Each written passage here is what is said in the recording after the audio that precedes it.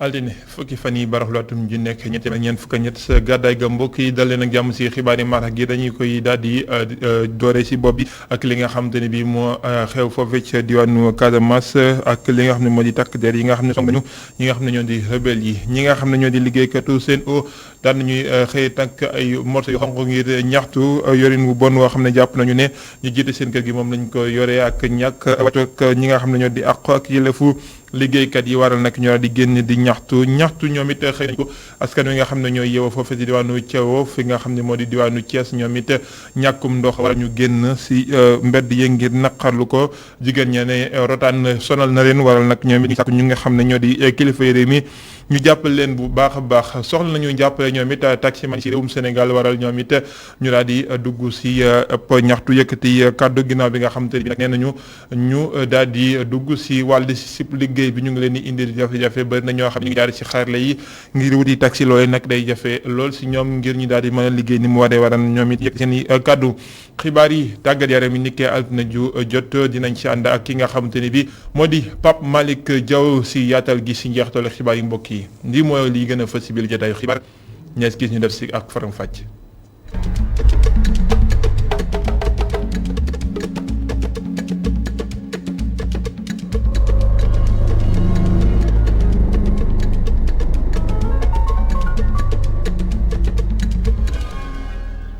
bari nay xew-xew yoo xamante ni bii jaar na si langook politique gi si askan wi ak li nga xamante ni bii te moo di si karange gi si réewum Sénégal bi si mujj fa si daanu Casamance la di xewee ak takk der yi nga xamante ni bii nag daan nañuy song ñi nga xam ne ñoo di rebelle yi ki nga xam ne moo di Amidou Anne ñëw na si ab jàngat waaye nag jàngat nag génn gu mujj gu njiital Pastef di Ousmane Sonko ak li nga xam ne moom la jàppe ne dafa daal di weñante loxo ak ñi nga xam ne gouvernement bi te loolee jaaduwul si li nga xam te ni bi moo di république ay kàddoom si waxtaan yaatu woo xam ne seq na ko mi ngi Maram Ndiaye ñu teewlu.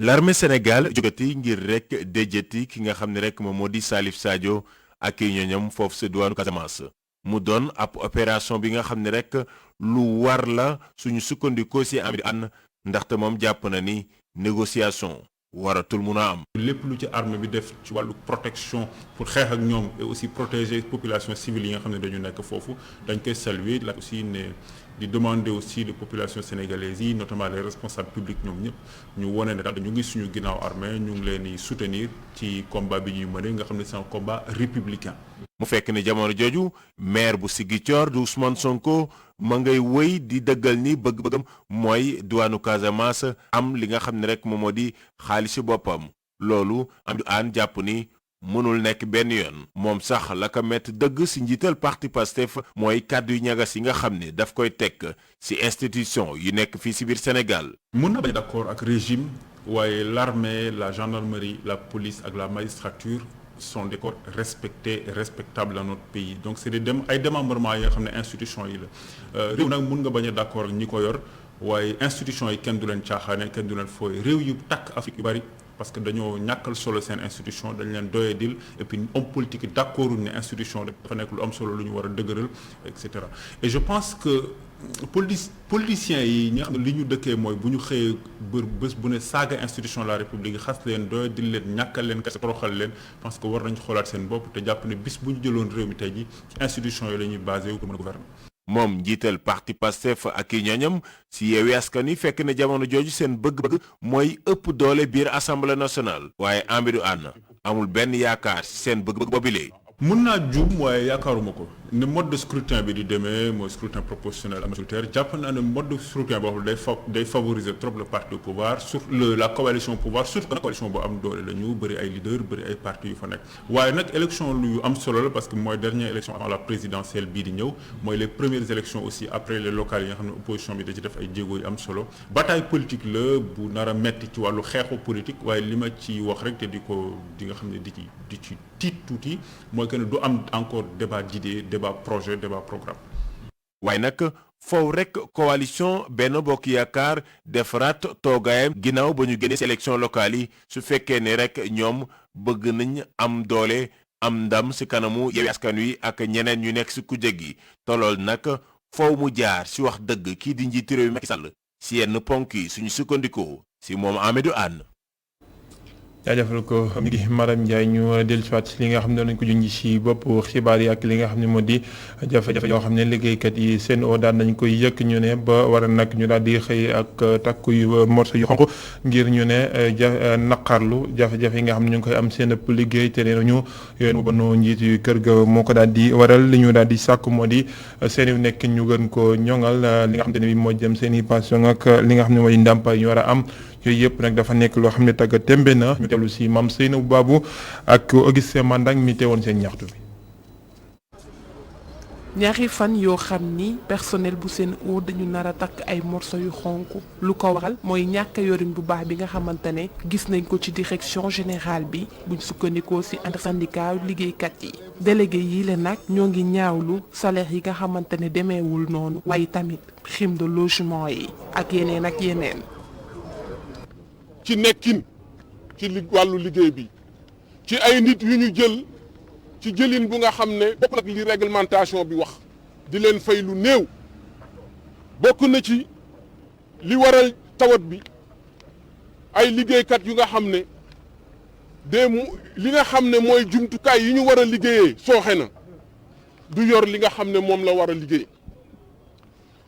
leneen ñu ñuy ñaawlu tamit mooy waxtu yu bëri yi nga xamante ne ñu koy liggéeyee waaye tamit contrat yi ñu mujjee signé yi nga xamante ne dese na baax.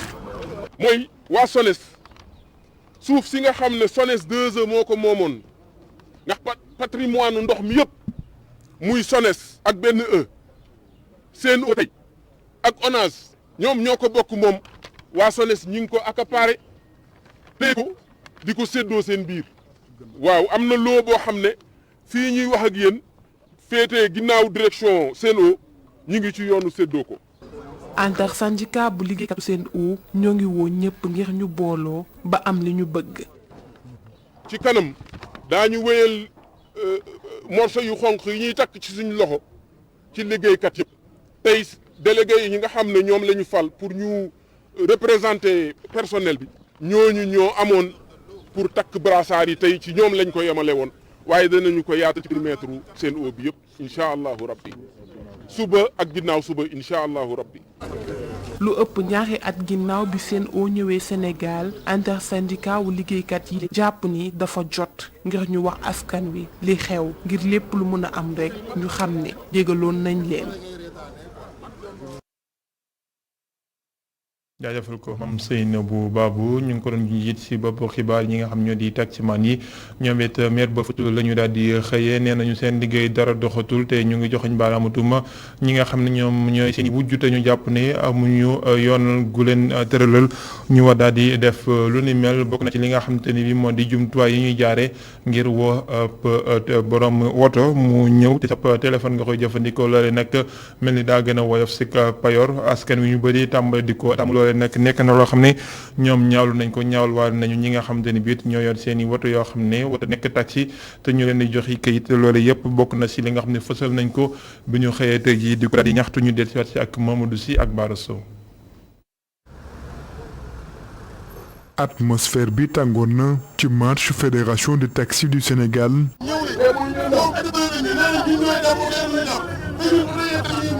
taximan yooyu lay mujj ñu amal sërëb doxub ñaxtu ab déclaration lañu mujjee def gannaaw bu ñu bëggee dox ànd ak seeni oto loolu nag police ne du lu mën a nekk moo waral taximan yi di ñaawlu lu ni mel. dañuy naqarlu attitude bi nga xam ne police am na ko ak ñun vis-à-vis de droit boo xam ne nii suñu constitution moo ñu ko may. di ñëw pour def marche motorisée ànd ak suñu oto nga xam ne d'habitude noonu lañ ko doon defee mais tey le commissaire ak le commandant ñëw empêché ñu ko. fédération du taxi du Sénégal ci jamono ji mu ngi ñaawlu itam transport irrégulier yi waaye itam amende forfaitaire ñu teg ci seeni kaw bokk na lu ñuy ñaawlu itam application bu bees bi dugg ci seen biir secteur bile waaye itam concurrence bu jaarut yoon. transport irrégulier bi nga xam ne bu yàgg ba léegi ñu ngi koy jooy. li nga xam ne nag moo ci bees ci transport irrégulier boobu xam ngeen ne bu njëkk cag-cag lañu daan wax war gaynde ak clando mais léegi dafa dolliku lu ñuy wax ay application jël ay clando ak ay particulier di leen dugal ci seen système donc te loolu day favoriser li ñuy wax transport irrégulier donc loolu la ñuy dénoncer.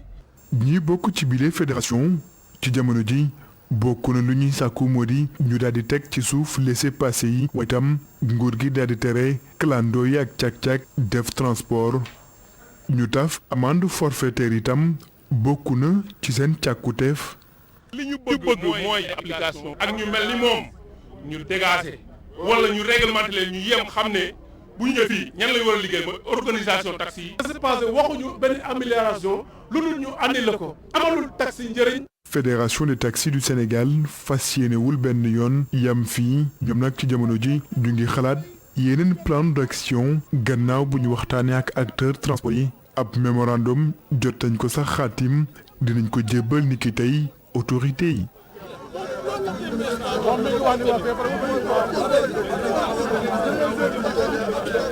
ñeen ñu dakk ay morceau yu xonq di askan yi nga xam ne ñooy yeewoo sa dëkk bi nga xam ne moo di Thiawo nekk ca diwaanu Thiès foofee sa noto Diobass nag ñoom li nga xam ne moom la ñu naqarlu moo di ñàkkum ndox moo xam ne moom la ñuy dund nee nañu ndox toll nañ si baat mootuñ ko muñ jigéen ñi nee nañu dañuy daal di dëkkeep rootaani goo xamante ni bi day daal di dur jafe-jafe si ñoom te ndox ma ñuy am it baaxul seen wér-gu-yaram wala ñu gënoon si mbedd mi di ko ñaxtu ngir kilifa yi jàpp leen si mbir mu ni mel ñu dem ba Thiawo fekk fa Izo Alexandre Sène.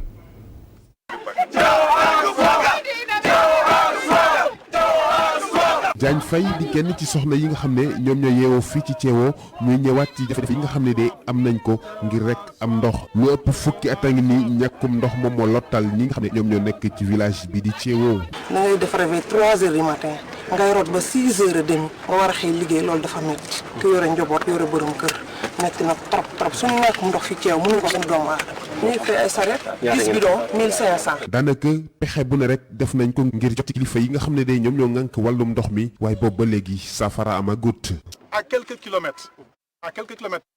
village yi ñu gën a jege te ñu branché ci ndox boobu c'est à 2 kilomètres mu ngi à 2 kilomètres de Thiawo donc bu ñu branché Ngolfagnik je pense que c'est à 3 kilomètres 1 kilomètre 500 de Thiawo mais forage yu Ngolfagnik forage boobu ci forage boobu la ñu amee ndox mais pression bi dafa faible de sorte que amatuñu ndox bind nañu autorités locales yi jusqu'à présent amuñu ci benn réaction. waa Thiawo ne nañu li ñu bëgg moo di ñu branché leen ci réseau Lac de Guiers. Nous tenons ce point de presse pour déclarer urbi et orbi que nous voulons être branchés au réseau KMS 3 qui est à quelques kilomètres de Thiawo. moom doomi dëkk bi la mu ngi bàyyi ko Thiès ngir bokk jafe-jafe wi ak i ñooñam. situation bi ñuy nekkee dafa métti ñàkkum ndox yàlla nag ci téere bu sell bi bible bi yi Firawna jàppee mbootaayu Israël yaawut ya di leen not yàlla dafa ne mooy Musaa dégg na su ma coono mbootaay man nag dafa fi ñëw tey bokk ak waa Thiawo ak ñëpp dëkk yoo xam ne amuñu ndox yuuxu fa yàlla lay yuuxu de yuuxu ma ci kenn. waa Thiawo ñu ngay wéy di wut ndox ci li nga xam ne moo di carrière yi ak yenn ci teen yi nga xam ne ndox mi fa nekk néew na te qualité ndox moomee mën na leen indi gàllankoor ci seen i wërgu yaram. Isidore Alexandre Sène di ko jaajëfal ñu ngi leen ko junj ci bopp xibaar yi takk der yi daat nañuy sàmm ñi nga xam ne ñoo di rebelle yi foofu si daanu Casamance ni ki démb la ñu door li nga xam ne moo di opération bi nga xam ne doon nañ ko xaar waaye nag teg loxo gi ñu tegoon loxo seen i ñooñ ay bés ñu daal di génn bokk na si li nga xam te ne bi yokk na ci mer bi nga xam ne takk der yi mer nañ ko si ndigalu kilifa yi nag daan nañuy dugg fi nga xam te ne bi moo di si ñaa nga xam ne baasub rebelle la nga xam ne foofee la Salif Sadio nekk jamono ji ñu nga fay tàmbale di foqatiwaat lépp loo xam te ne bi ñoom rebelle ñoo ko teg loxo ngir askan wa mën a dellusiwaat seen teyu bakkan ñu dem ba Izo Alexandre ñu dem ba diwaanu Ziguinchor fekk fa seen ba. ci dimanche ci ngoon si la armée bi tàmbaliwaat di pilonné ay position rebelle yi nga xamante ne ñu ngi nekkee si Nord Sindian gox bi nga xamante ne yàgg na ay bande armée yi nga xamante ne ñoo jege Salif Sadio ñoom ñoo fa nekkoon te dafa doon def ay njombe yu bëri ci at yi ñu génn waaye jàpp bi nga xamante ne jàppoon nañ ko juróom-ñaari militaires yu mission bu CEDEAO ca Gambie ci ñaar fukki fan ak ñeent ci weeru décembre bi ñu génn ak propagande bi nga xamante ne moo ci toppee ba ñu libéré leen moom moo métti woon bu baax yi nga xamante ne mooy état major sénégalais bi bu ñu sukkandikoo ci suñu source nag ay moyens logistiques yu bëri lañ déployé ci terrain bi ngir nangu base Salif Sadio yi waaye tamit mën a installé ci bande frontalière nord bi métti bi nga xamante ni bombardement yi métti na ko ci gox ba nag moo tax askan wi fa nekkee woon yëpp dañoo dawee foofu bu ñuy sukkandiku ba tey suñuy source armée bi nangu na ci altine ji benn base rebelle ginnaaw ay heure yu bëri nga xamante ne ñu fa doon jàppante armée bi nag boo mooy dina récupérer yeneen base ci heure yi di ñëw bu situation bi continuer ni ci terrain bi opération de sécurisation bu mag bi dafa ñëw rek juróom-ñeenti weer ginnaaw bu mujj bi nga xamante ne armée bi defoon na ko nangu ay base rebelle yépp yi nga xamante ne ñu ngi nekkee woon ci front sud bi te kii di chef rebelle bi di César Atoute Badiate jiite woon leen bu armée bi jëlee base Salif Sadio yi nag damu installé wu ci parti boobu ci arrondissement bu Sindian dina doon tournant bu mag ci crise Casamance bi waaye léegi option état bi leer na mooy sécurisation intégrale Casamance ngir askan yi nga xamante ne ñoo day woon seen dëkk yi ñu mën a ñibbisi waaye tamit xeex lépp li nga xamante ne mooy bande criminelle yi nga xamante ne ñu ngi fi doon def naka sudul noonu ay waxtu yu néew rek ginnaaw bi nga xamante ne jàppandi dàmbali woon na ba jàkkaay nekkee ci zone des Palmiers te ki ko jiite di Fatouma Koli génne woon na benn communiqué rek di woo ñaari parti ñu bàyyi xeexoo yi ngir ñu mën a amal ay waxtaan. Assane Ba di ko jaajëfal si jukki bi ak tolluwaay takk der yi nga xam ne jamono ji ñu ngi daal di sam ñi nga xam ne ñoo di rebelle foofu si daan Casamance ngir delloo si fa jàmm ju sax dàkk jàmm amul si kuréelu politique yi nga xam ne di APR foofu si diwaanu Bambey ñàkk déggoo goo xamante ni bi tax na mu mel ni ab léegi gu toj fa nekk xal jëm fa ñi ne ki nga xam ne moo di njiit la foofu si diwaan ba di Mbaye Ndiaye mi nga xam ne Mor Ngom mi nga xamante ni bii dafay daal di dox tànki boppam te it lu jëmale boppam kanam rek ko tax a jóg waral ñi nga xam ne ñoo di ay ñoñom ak moom Djibi Thiaw jàpp ne war na fa jooyante yu bëri te warngal bi njiitu réew mi président Macky Sall di def ngir dajalewaat ay ñoñam war na fa teggi tànkam foofu si diwaanu Bambey ñu fekk fa ki nga xam ne moo di Gora Ndak Lo ñu bokk ñu fare ci parti bi nekk ci nguur gi ci diwaanu Bambey taxaw temb ngir ñaawlu doxalinu coordonnateur départemental bu Alliance pour la République bu ñu sukkandikoo ci Djibi Thiaw ak i ñoñam di xamle ni coordonnateur bi li nekkewu fi lu dul tasaare parti bi li ay góor ay jigéen ay ndaw yoo xam ne gëmuñu lu dul vision président de la République Macky Sall ànduñu kudul président Macky Sall moom képp lañu gëm moom képp lañu àndal ci politique dem ba gis seen bopp xam ne li ñuy liggéey demul fenn ñu toog jàpp seen njàmbur wala sax ñu génn parti bi dem so ci yeneen parti te koo ci wax bu ne président Macky Sall defuma dara ki munu booleel ci Bambey moo ma def li ma naqari moo doxut. ci noone meeru Refane yokku ca ne ay at a ngi nii Alliance pour la République mu ngi wuj nërmeelu ci déndu Bawol. élection bu ñu dem résultat yi gën a wàcc élection bu ñu dem résultat yi gën a wàcc. ba élection yi municipale yi passé fukk ak ñaari commune ñu perte juróom-ñaar yi ak ban gañe tam juróom yi nu gañee nan la nu ko gañee. Djibi Thiaw xamle it ne jot nañu xoolaat doxalinu coordonnateur départemental bu Alliance pour la République ci diwaanu Bawol. ñeenti at bu la militant ak responsable yi soxlaa duñ la gis duñ la dégg ñeenti at. koo dégg ñu ne mu ngay góorgóorlu nga ne si l'écrasé. ci Bambey Alliance pour la République jege yoonu tasaaroo mu dib situation bu la ko waral bu ñu sukkandikoo ci meeru Refane du leen lu dul ñàkk doxu coordonnateur départemental bi jiite APR nekk ci Bambey.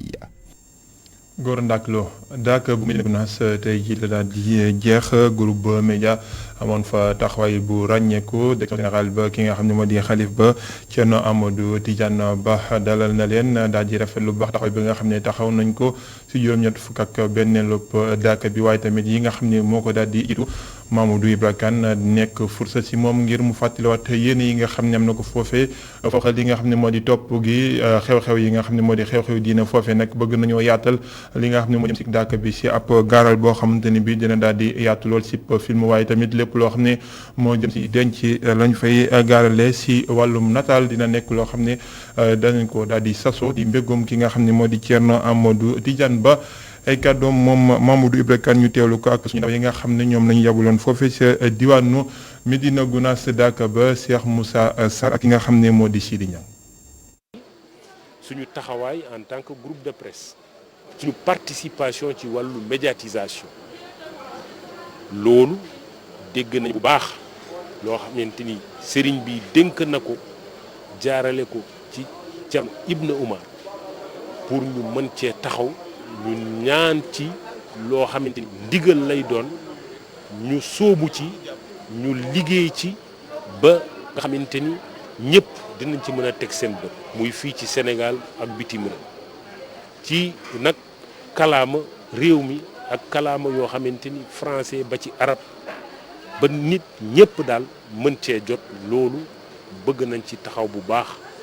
sëriñ bi joxe na ci ndigal joxe na ci ay tegtal bi ci tegu mooy archivage xam nga loo xamante ni moom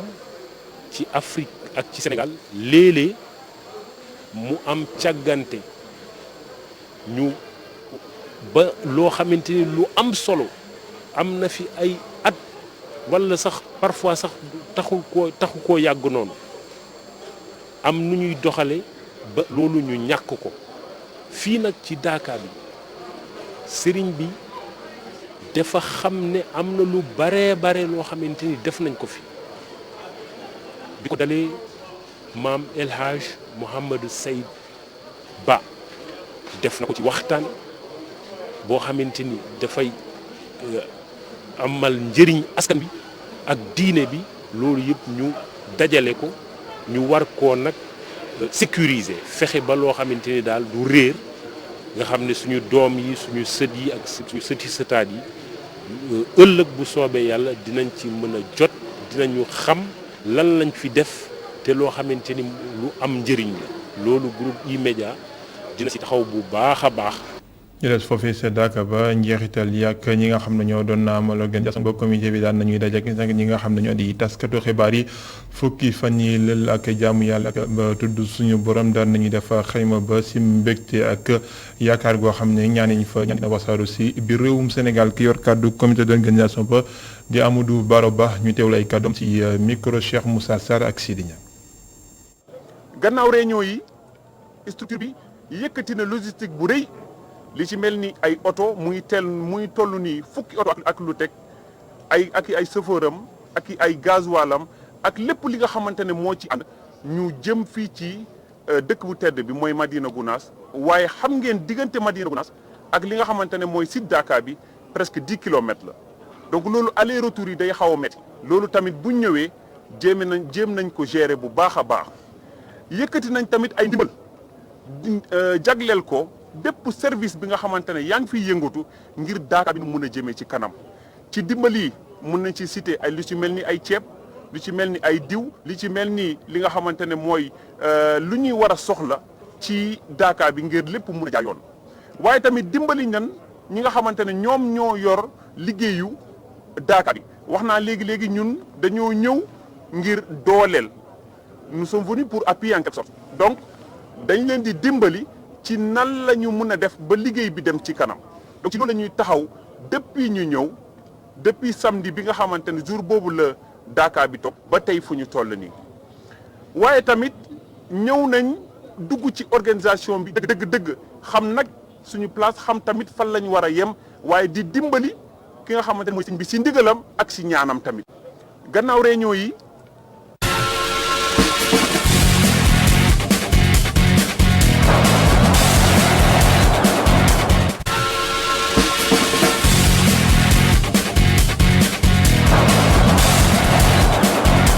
teg nañu bàkk ba xibaar yi tàggat yaram yi ak Pape Malick Diaw Pape Malick maa ngi lay nuyu. maa ngi lay fay bu baax Cheikh Sall. Pape Malick xibaar tàggat yaram dañ koy doore ak li nga xam ne mooy championnat bu réewum Sénégal Ligue 1 bi ak fukk ak ñetteelu bëccëg bi dafa mel ni nag li nga xam ne moo di boppu toogaay ga di li nga xam ne moo di tête ba wëlbatiku ga mu ngay am diggante Génération Foot Casa Sport ak Guédiawaye FC. mu ngoog muy xaajalu dàmbali wala boog xaajalu li nga xamee ni moom moo di donc lii di championnat local bi ci wàllum Ligue 1 ndax kii di Génération Foot mun nañ jàpp ni moom mooy champion ci xaaj boobulee gannaaw ba nga xamee ni day foqatiwaat première place bi ci loxoy ki nga xamee ni moom kon moo di Guédiawaye FC ndax ki nga xamee ni moo di Génération Foot dafa fekk ki di Mbour Petite Côte daan ke ñeenti bal ci dara Guédiawaye ci booram mel na ni dafay daal di lajju ci digganteem ak Casa Sport mi ko fekk si daan ko ñaari bal ci dara kon muy 13e journée boo xamee ne wàññi nañ ci lu toll ci fukki but ak ñett loole lépp Seykou Seydi moom moo ñu koy expliqué.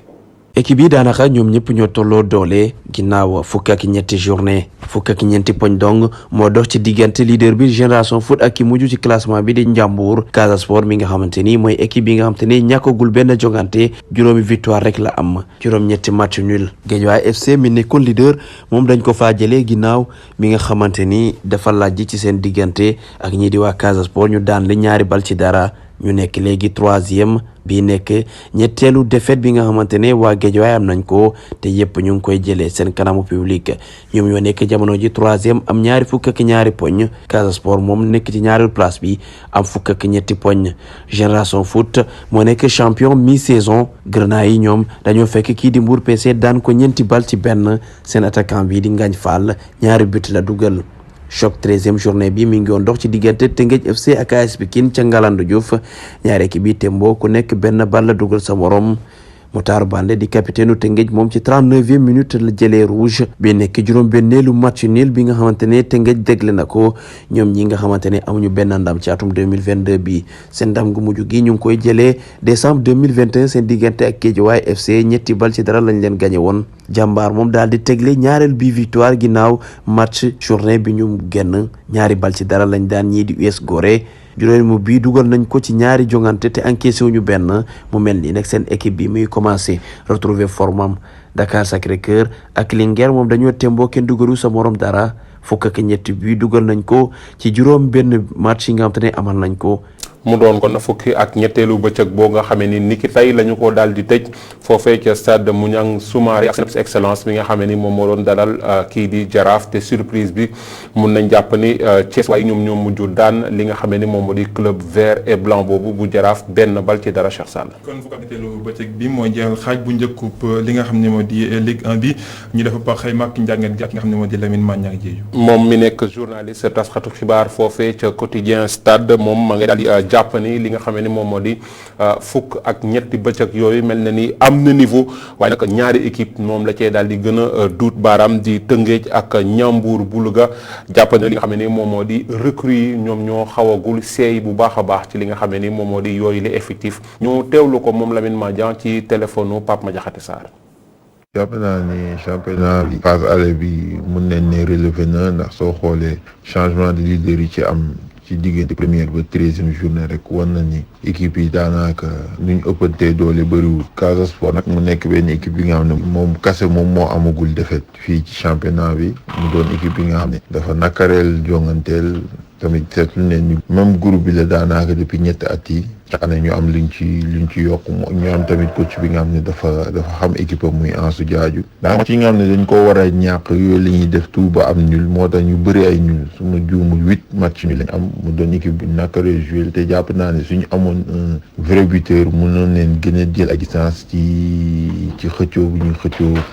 première place yi mais équipe bi nga xam ne foog ñu bàyyi xel ci deuxième partie tableau bi parce que dañoo nakaree jonganteel Teungueth FC moom mën nañ ne peut-être recrues yi ñoom ñoo desee intégré wu ci système 3-5-2 bi te peut-être tamit système bi dem ba yeneen club yi naan ko gis nañ ni saa presque suñ ko joué suñ leen mënee dañuy dellu si à 4-3-3 ci 4-3-3 boobu la ñuy égaliser donc peut-être c'est problème adaptation moo am ci recrues yu bees yi mais gëm naa ni si deuxième partie de saison ils peuvent faire mal. beneen équipe bi muy Ñambour man li leen sonal ci man mooy instabilité effective bi parce que Ñambour chaque année équipe bi dafay changer ay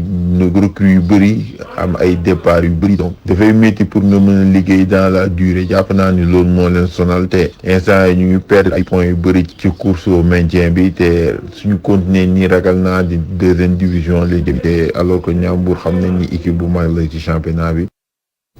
Lamine Magnan Diédhiou suñu natango bu Stades yëglekaay jàngat si Ligue 1 bi Ligue 2 bi it Pape Malick fukk ak ñetteelu bëccëg bi jeexal nañu ko mel ni te bëri woon na ay but yool.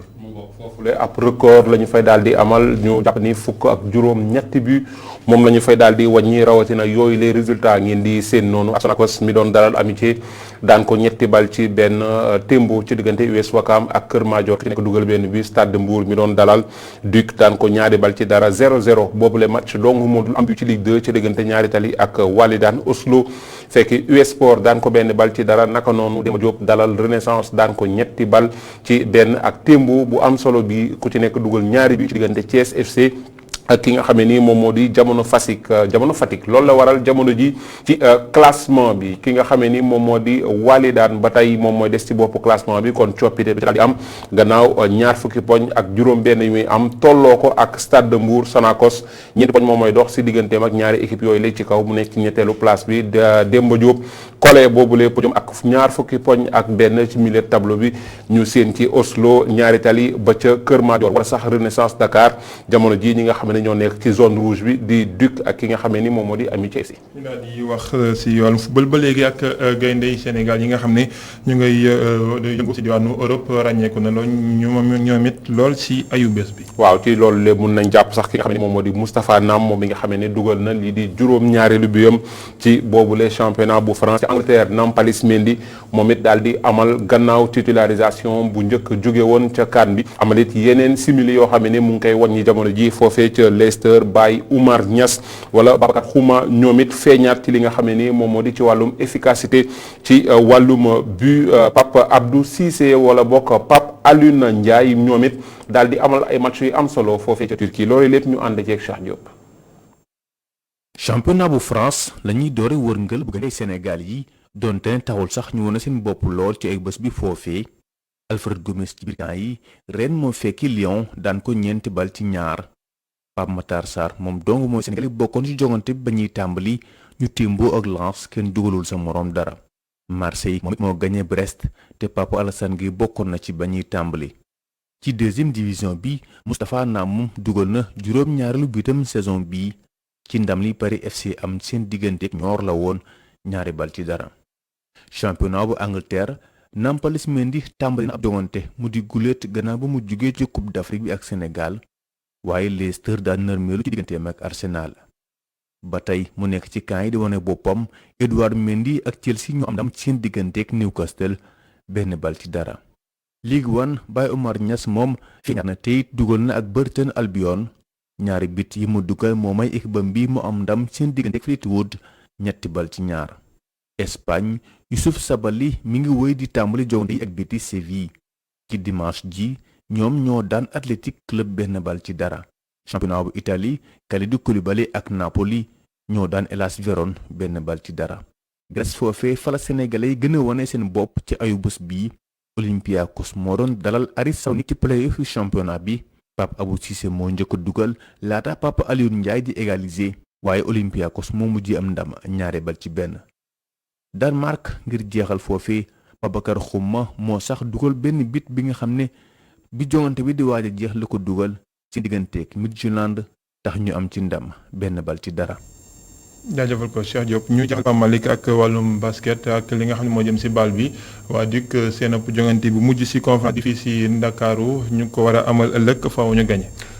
gagné gannaaw juróomeeli match bi nga xam ne ñu ngi koy amal wala boog ñu nar ko amal foofee ca Dakar Arena ci fàttali jamono ji ñu ngi toll ci 3 défaites ak benn victoire pour étudiants yi comme niñ leen di daal di woowee ki nga xam ne nag moom di coach bi ak it capitaine bi di Abel Abdourahmane Diop jamono ji ñoom ñëpp benn kàddu lañ daal di am mooy mënta ñàkk ñu daan seen adversaire ci marocain yi di AS Salé club marocain bi nag jamono ji ñu jàpp ne mi ngi toll ci 2 victoire ak li nga xam ne moo di benn défaite ni ki ëllëg lundi moom wala boog ni ki tey dina jogante ci digganteem ak ki nga xam ne moom moo di SLAC di Seydou Legacy Athletic Club di équipe boobee féetee ca Guinée mardi nag ni ki ëllëg mu daal di jogante ak DUC Salé ci fàttali jamono ji ñuy wax ak yéen moom moo nekk ci mujjanteelu place bi gannaaw 3 match yi mu joué kon situation bi Cheikh Sall daanaka lu leer la faaw ñu daan AS Salé calculer ak yeneen match yi nga fexe bokk ci li nga xam ne moom moo di 3e phase boobee phase finale comme ni ñu koy woowee nga xam ne ca Rwanda lay daal di amee. defal ko Pape Malick Diop xibaar yi tàggat yaayam ñooy moo def laaj njëriñ bi xibaar dina fi dikkaat yaatal ko si kàllaama ak Adama Manouchka Ba Neskis la Total ak Cheikh Hassana Fall xibaar di wéyandi si www.emedia.sn.